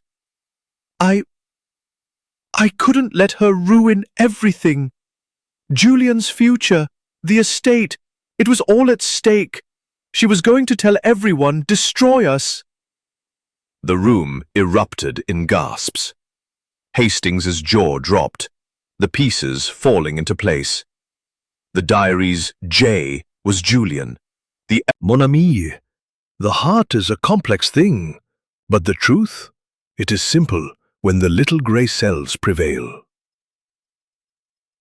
Blackthorn Manor seemed to exhale, its secrets laid bare.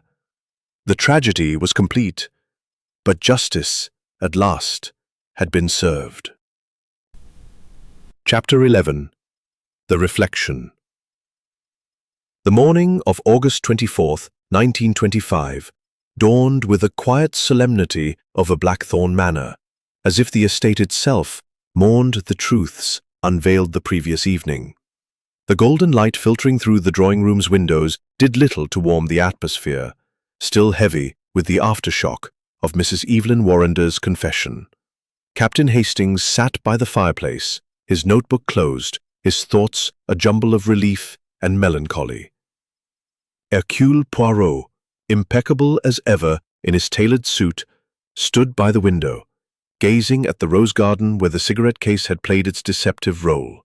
The case was solved, the killer apprehended, yet Hastings knew his friend's work was not complete until the final threads were woven into place.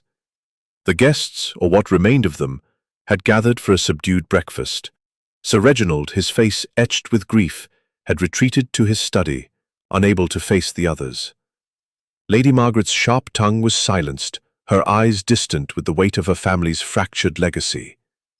Julian Warrender, shattered by his mother's betrayal and the revelation of his parentage, had left for London at dawn, escorted by a constable to give his statement. Beatrice Langley, her vivacity extinguished, sat quietly, her bracelet untouched. Dr. Malcolm Fraser and Lionel Cresswell lingered, their roles in the drama minor, but their consciences uneasy. Perkins, the butler, moved silently, his duties a refuge from the chaos. Poirot turned from the window, his green eyes thoughtful. "Mon ami," he said to Hastings, his voice soft, "the affair is concluded, yet the heart, it lingers on the tragedy. Come, walk with me in the garden. The air, it clears the mind." Hastings followed, grateful for the chance to escape the oppressive atmosphere of the house. The rose garden, vibrant despite the season's end, seemed a stark contrast to the darkness within Blackthorn Manor. Poirot paused by the spot where the cigarette case had been found, his gloved fingers brushing a rose petal. "The beauty of nature, Hastings, it is a balm. yet it cannot erase the cruelty of human ambition. Hastings nodded, still reeling from the reveal. I never suspected Mrs. Warrender, Poirot. She was so composed, so controlled. How did you know? Poirot's moustache twitched, a faint smile playing on his lips. The little grey cells, mon ami. They see what the eyes cannot. From the beginning, the clues pointed to a mind both desperate and precise. The glass, laced with cyanide yet holding sherry, suggested someone. A mother protecting her son's future would think to cast suspicion on him to save herself. Hastings frowned. But the footprint in the garden, it was hers? Oui, Poirot said. Small, narrow, a woman's. Mrs. Warrender buried the case, knowing it would implicate Julian, yet believing he would be cleared. Her mistake was underestimating Hercule Poirot. The diary too was her doing, placed to suggest Julian's guilt, but its vagueness betrayed her. The letter hidden by Clara was the true motive. Mrs. Warrender could not allow the scandal of Julian's parentage to ruin his prospects. Hastings shook his head. It's monstrous. To kill Clara, her own stepdaughter, for money and status. Poirot's eyes softened. The human heart, Hastings, it is capable of great love and great evil. Mrs. Warrender loved her son, but her ambition twisted that love into murder. Clara, poor child, discovered the truth in her father's letter. She faced a terrible choice: reveal the scandal or protect her love for Julian. Mrs. Warrender, overhearing Clara's conversation with Beatrice, knew she could not risk exposure. They walked in silence for a moment, the crunch of gravel underfoot the only sound. Hastings thought of Clara's diary, the cryptic J that had misled them, and the overheard conversation that sealed her fate.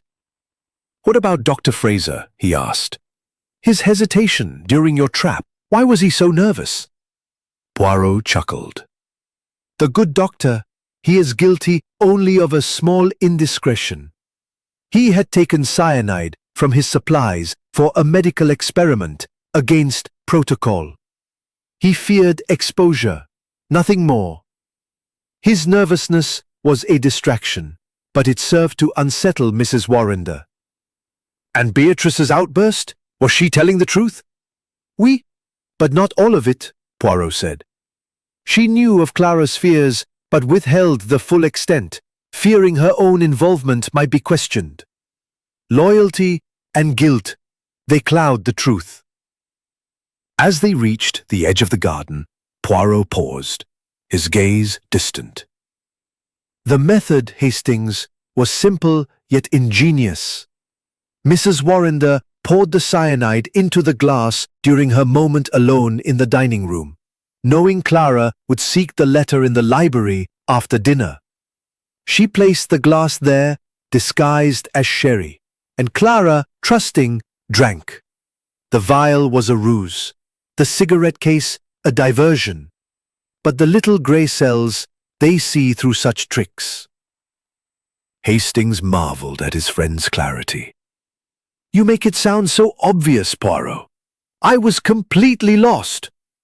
Poirot's smile was kind.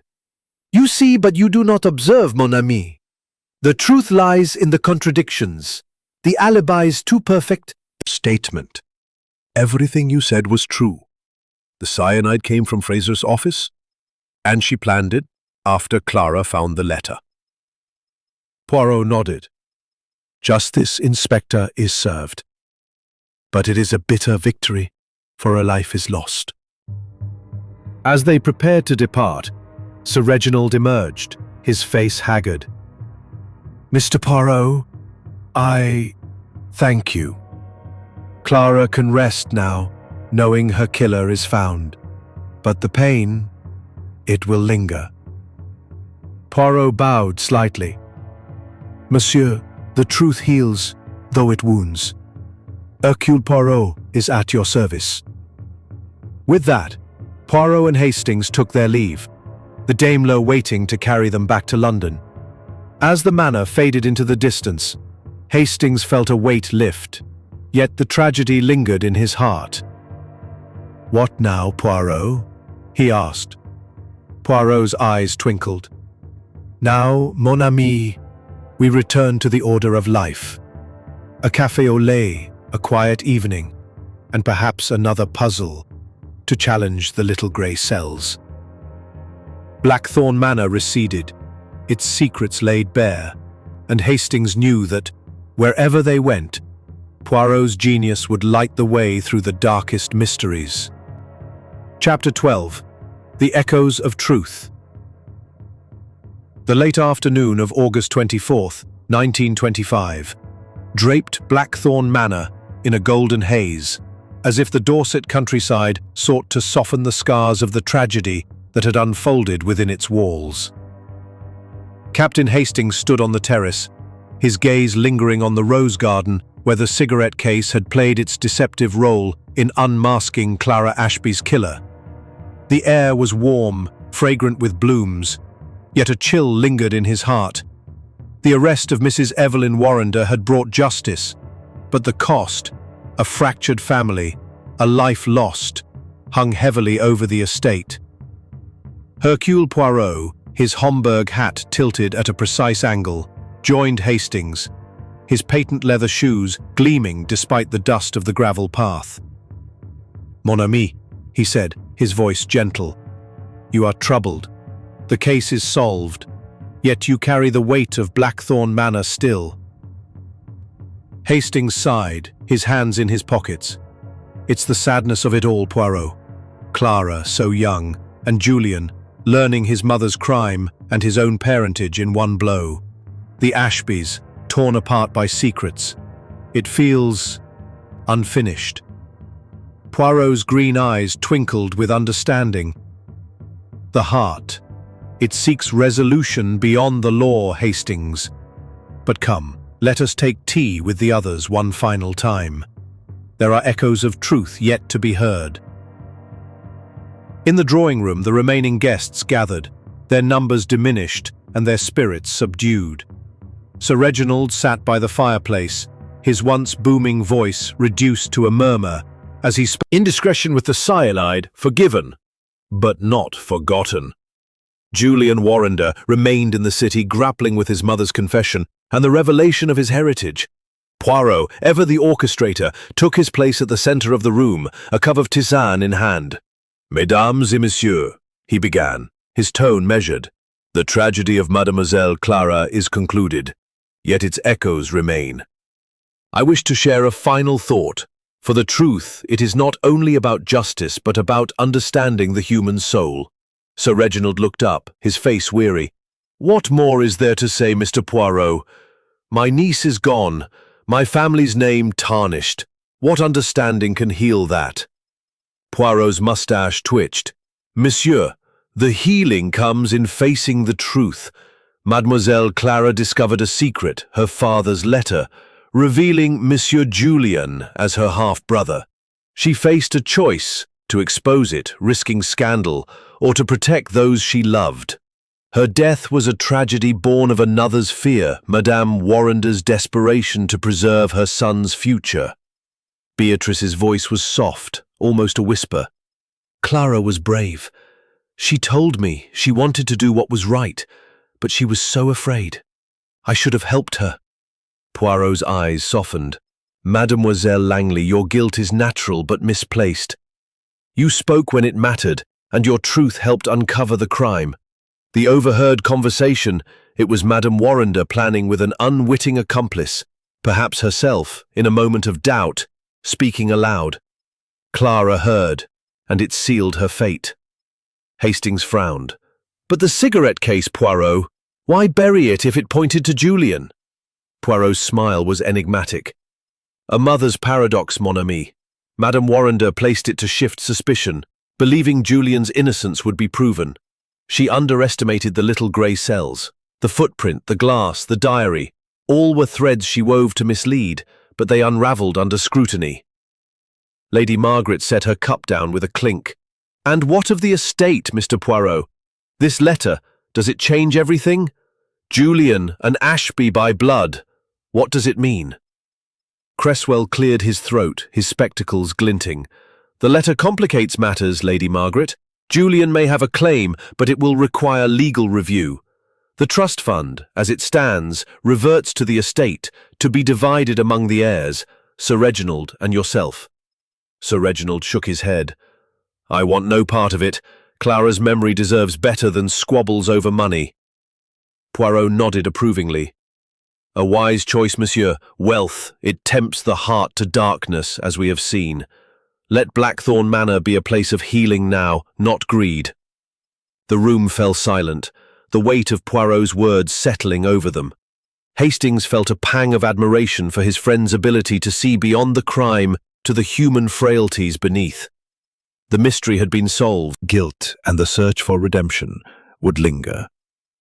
As tea concluded, Poirot rose, adjusting his hat. My work here is done, mes amis. The truth is revealed, and justice is served.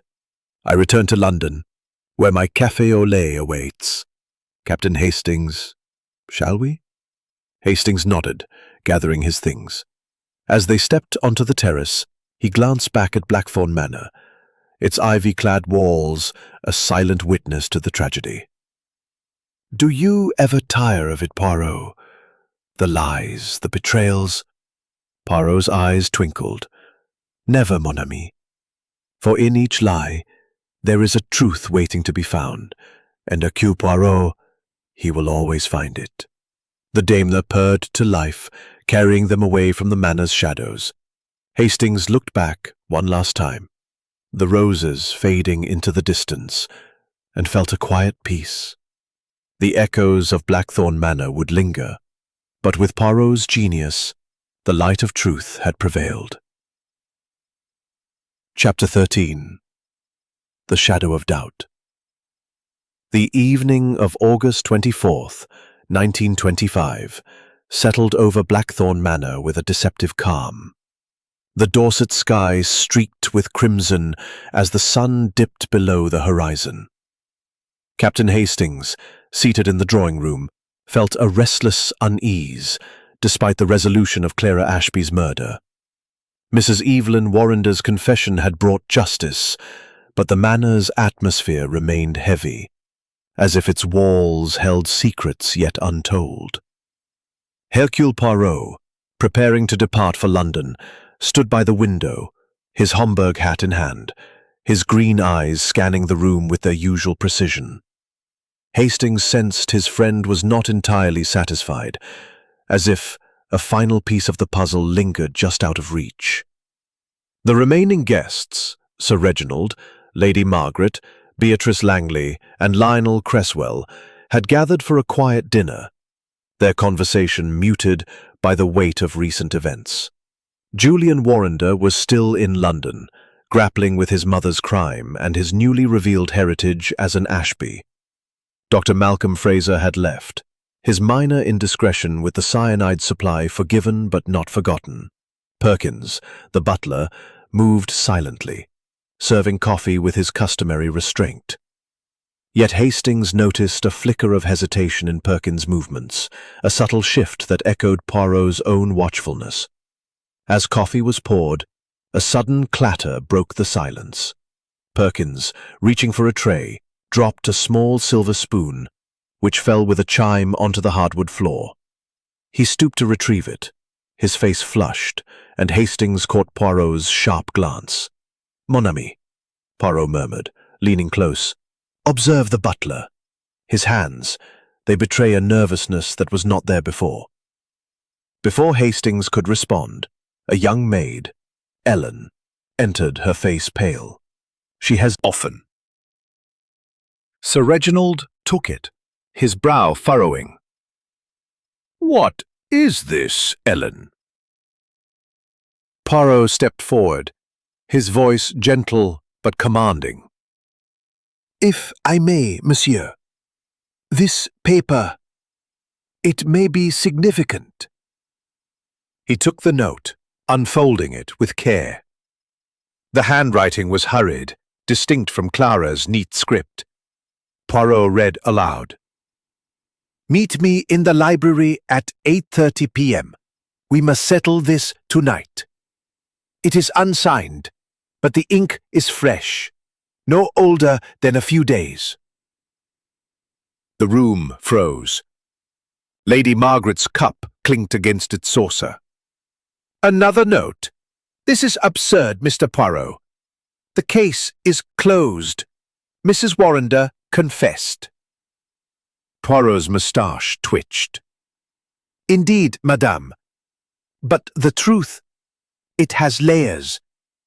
This note suggests a meeting planned for the night of Mademoiselle Clara's death. Who wrote it? And to whom?" Beatrice's voice was faint. "Could it be Clara's? She was in the library." Poirot shook his head. "No, mademoiselle. The handwriting, it is not hers. Compare it to the diary. This is bolder, less refined, and the time, 8:30 p.m., is just before the toast, before Clara's collapse." Hastings's heart quickened. "You think someone lured her to the library?" Poirot's eyes gleamed. "Précisément, mon ami. The killer, Madame Warrender, knew Clara would go to the library, but this note suggests an accomplice or a complication. Let us question the household." He turned to Ellen, who stood nervously twisting her apron. "Mademoiselle Ellen, where exactly did you find this?" "In the library, sir," she replied. "Behind a book on the shelf near the desk. It was tucked inside an old volume of poetry, like someone hid it in a hurry." Poirot nodded, then addressed Perkins. "Monsieur Perkins, you were in the hall that evening, preparing the wine cellar keys. Did you see anyone enter the library before the toast, perhaps carrying a note?" Perkins's face tightened, his hands clasping the tray. I don't recall, sir. It was a busy evening with the guests moving about." Poirot's gaze was unrelenting. "And yet, you dropped the spoon just now, a rare lapse for one so precise. Tell me, what troubles you?" Perkins hesitated, then spoke, his voice low. "I saw Mr. Cresswell near the library that evening, before dinner. He was carrying papers, as he often does. I thought nothing of it at the time." Tennyson, and opened it. Inside, a faint pencil mark circled a line. "The curse is come upon me." Poirot's eyes narrowed. "A message, perhaps, or a warning. This book, it was chosen with care." Hastings frowned. "But who wrote the note? Mrs. Warrender? She confessed to the murder." Poirot's smile was enigmatic. "Madame Warrender acted alone in the act of poisoning, but this note suggests another knew of her intent or sought to manipulate it. Monsieur Cresswell, your papers, they concern the Ashby estate. Did you perhaps know of the letter revealing Julian's parentage?" Cresswell's face paled. I was aware of its existence, yes. Clara's father entrusted me with certain documents before his death, but I never spoke of it." Poirot's gaze shifted to Beatrice. "And you, Mademoiselle Langley? You were in the library that morning, seeking a book. Did you see this volume of poetry?" Beatrice shook her head, her voice trembling. "No, I swear, I only took a novel, nothing else." The tension in the room was palpable. Each suspect eyeing the others with renewed suspicion. Poirot turned to Hastings. "Mon ami, the note is a shadow cast by the truth. Someone sought to ensure Clara's presence in the library, perhaps to aid Madame Warrender. perhaps for their own reasons. Tomorrow we shall confront this shadow. As the group dispersed, Hastings felt a chill.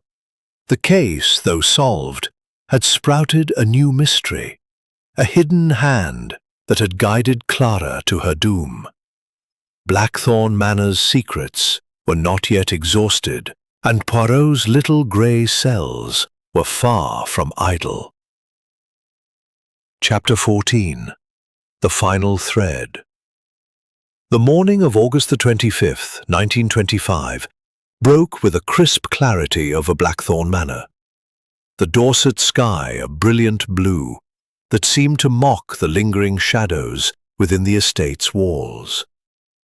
Captain Hastings stood in the drawing-room, his nerves taut as he watched Hercule Poirot prepare to unravel the final mystery that had emerged from Clara Ashby's tragic death. The discovery of the hidden note, unsigned, urging a meeting in the library at 8:30 p.m. on the night of the murder, had cast a new shadow of doubt, suggesting a hidden hand in the crime.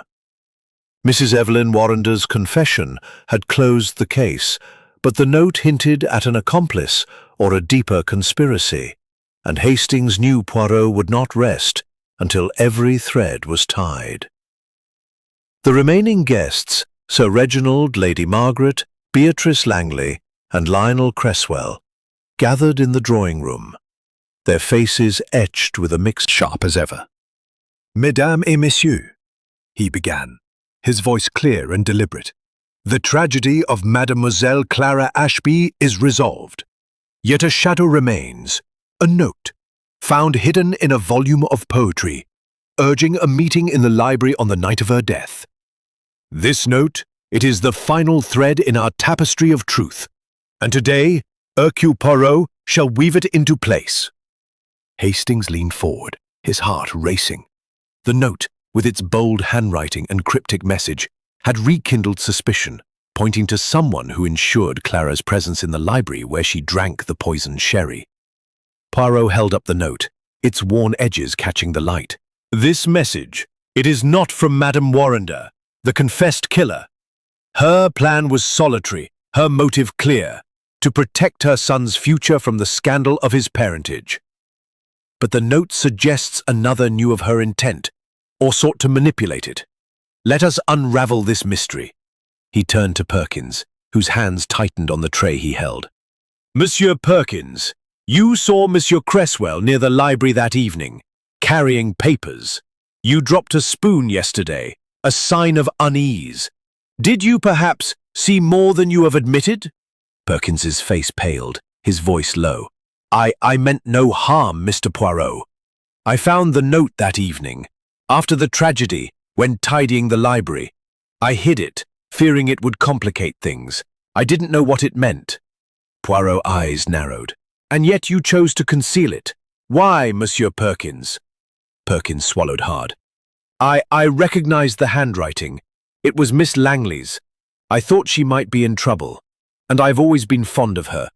She's been kind to the staff. Beatrice gasped, her hands flying to her face. My handwriting? That's impossible. I never wrote such a note. Poirot's gaze shifted to her, his tone gentle but probing. Mademoiselle Langley, you were in the library that morning, seeking a book. You spoke of Clara's fear, her overheard conversation. Did you, perhaps, write a note to Clara, urging her to meet you? Beatrice's eyes widened, tears welling. No, I swear. I told you everything. Clara's fears, the conversation she overheard. I never wrote her a note. Poirot turned to Cresswell, whose spectacles glinted nervously. Monsieur Cresswell, you were near the library that evening, as Perkins confirms. You knew of the letter revealing Julian's parentage, entrusted to you by Clara's father. Did you write this note, perhaps to lure Clara to the library, knowing what might unfold? Cresswell's voice was sharp. I did no such thing, Mr. Poirot. My role was to protect the family's interests, not to meddle in their tragedies. Poirot paced slowly, his fingers steepled. The note, it is a puzzle. Its handwriting, Perkins claims, is yours, Mademoiselle Langley, marked with a line, "The curse is come upon me." This suggests intent, a deliberate act. But Madame Warrender confessed to acting alone, poisoning the glass to silence Clara's discovery of the letter. The note, then, is not from the killer, but from someone who ensured Clara's presence. He paused, his eyes sweeping the room. There is one whose silence has been too perfect, whose presence has been overlooked. Lady Margaret, you have been quick to accuse, slow to reveal. You were in the drawing room with Mademoiselle Langley after dinner, but you had opportunity to slip into the library earlier. You knew of the family's secrets, resented Clara's inheritance. Did you write this note to draw Clara to her fate? Lady Margaret's face flushed, her voice trembling with indignation. How dare you, Mr. Poirot? I loved Clara as my own. I would never harm her. Poirot's smile was serene. And yet, Madame, the handwriting matches yours, not Mademoiselle Langley's. I have compared it to a letter you wrote to Sir Reginald, found in his study. The bold strokes, the hurried flourish, they are yours. You wrote the note, urging Clara to the library, knowing Madame Warrender's intent. The room erupted in gasps. Lady Margaret's cup clattered to the floor, her composure shattered. I didn't mean for her to die. I overheard Evelyn, Mrs. Warrender, talking to herself in the library that morning, planning to silence Clara. I wrote the note to force a confrontation, thinking Clara would expose her. I never thought she'd drink the poison. Sir Reginald's voice was hoarse. Margaret, how could you? You led Clara to her death. Poirot raised a hand. Madame Warrender was the murderer, but you, Lady Margaret, played a part. Your note ensured Clara's presence, a reckless act born of resentment and ambition. The poetry, the marked line, it was your flourish, a warning to Clara of the curse of her knowledge. Lady Margaret collapsed into her chair, sobbing. I only wanted to protect the family name. I didn't know she'd die. Inspector Grayson stepped forward, his tone grim. Lady Margaret, you'll need to come with me for questioning. This makes you an accessory. As Grayson escorted her out, the room fell silent, the weight of the final truth settling over them. Poirot turned to Hastings, his voice soft. Mon ami, the tapestry is complete. The note, it was the shadow of doubt, but the little grey cells have brought light. Beatrice, tears streaming, whispered, I thought I'd failed Clara. Thank you, Mr. Poirot. Sir Reginald, his face ashen, nodded. You've given us the truth, however painful. Poirot bowed slightly. The truth, it is a bitter medicine, but it heals. Hercule Poirot, Clara's tragedy. Blackthorn Manor, its secrets laid bare, could begin to heal. Another triumph, Poirot, he said. Poirot's eyes twinkled. A small one, mon ami. Now to London and the comfort of order. The manor faded into the distance, its roses a testament to beauty amid sorrow, and Hastings knew Poirot's genius had once again prevailed. The morning of August 26, 1925, bathed Blackthorn Manor in a serene light, the Dorset countryside shimmering with dew-kissed roses and the promise of a new day. Captain Hastings stood on the gravel drive, his suitcase at his feet, watching the manor's ivy-clad facade as if it might whisper one final secret. The resolution of Clara Ashby's murder, with Mrs. Evelyn Warrender's confession and Lady Margaret's complicity in luring Clara to her fate, had brought justice. Yet the weight of the tragedy lingered. Hercule Poirot, his Homburg hat tilted precisely, joined Hastings, his patent leather shoes gleaming as he surveyed the estate with a contemplative gaze. Mon ami, Poirot said, his voice soft. You look upon Blackthorn Manor as if it holds you captive still. The case is closed. The truth revealed. Why this melancholy? Hastings sighed, his hands in his pockets. It's the people, Poirot. Sir Reginald, Beatrice, even Julian, they're left to pick up the pieces. And Lady Margaret facing her own guilt. It feels like the manor will never be the same. Poirot's moustache twitched, a faint smile playing on his lips. The heart, it heals slowly, Hastings, but it heals. Blackthorn Manor has seen its share of sorrow, but it will endure, as will those who remain. They had taken tea earlier with the diminished household, a quiet affair marked by the absence of Lady Margaret, who had been taken to the village for further questioning, and Julian, still in London, grappling with his mother's crime and his newfound identity as an Ashby. So Reginald had been subdued, his grief tempered by a resolve to honour Clara's memory. Beatrice Langley, her vivacity replaced by a quiet strength, had spoken of returning to her family, determined to carry Clara's kindness forward. Lionel Cresswell, ever the solicitor, had remained to sort the estate's tangled affairs, his spectacles glinting with a newfound humility. During tea, Sir Reginald had clasped Poirot's hand, his voice hoarse. "Mr. Poirot, you've given us closure, however painful.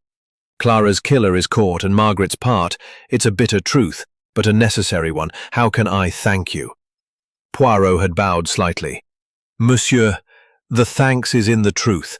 Let Blackthorn Manor be a place of peace now, not secrets." Beatrice had added, her eyes bright with unshed tears, "Clara would have been grateful, Mr. Poirot. You saw what—" In the human heart. Madame Warrender, driven by ambition for her son, poisoned the glass, believing it would protect her secret. Lady Margaret, consumed by pride, wrote the note to force a confrontation, unaware it would lead to death. The clues, the cigarette case, the vial, the diary, the letter, the footprint, they were but reflections of their desires and fears. Hastings nodded, still marvelling at Poirot's clarity. The note was the key, wasn't it? Without it, we might never have seen Lady Margaret's role. Poirot's smile was enigmatic. Oui, mon ami. The note, hidden in Tennyson's poetry, was her flourish, a cry of resentment disguised as warning. The line, "The curse is come upon me," spoke of her own guilt, her fear of the family's disgrace. But the little grey cells, they see through such disguises. Hastings glanced back at the manor, its windows catching the morning light, and Perkins, hiding the note to protect Beatrice. What of him? Poirot chuckled softly. The butler, he's loyal, but misguided. His silence delayed the truth. Yet his confession completed it. He will serve Sir Reginald faithfully, I think, with a wiser heart. As the Daimler pulled up, its engine purring softly, Hastings felt a quiet peace settle over him. The mysteries of Blackthorn Manor, the murder, the note, the hidden letter, had been laid bare, their complexities unravelled by Poirot's relentless logic. Yet the human cost remained, a reminder of the fragility beneath the manor's elegance. "What now, Poirot?" Hastings asked, as they settled into the car. "Back to London? At your café au lait?" Poirot's eyes twinkled. "Précisément, mon ami. A life of order, a moment of rest, and perhaps another puzzle to challenge the little grey cells. The world, it is full of secrets, and Hercule Poirot is never far from them." The car rolled down the drive, Blackthorn Manor fading into the distance, its roses a vibrant contrast to the sorrow within. Hastings looked back one last time, the estate a silhouette against the sky. The tragedy of Clara Ashby would linger, but the truth, hard won, offered a path to healing. With Poirot at his side, Hastings knew that no secret could remain hidden forever.